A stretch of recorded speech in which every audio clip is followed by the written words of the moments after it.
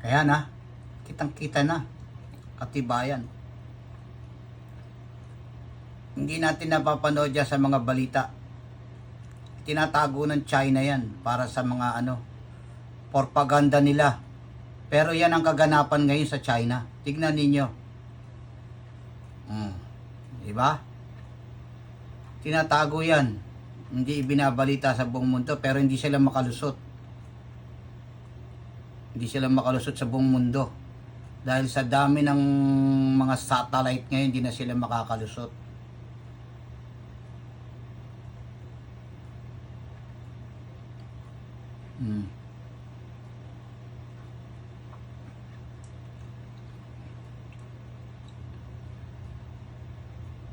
Ang lalaki ng butas ng kalye nila.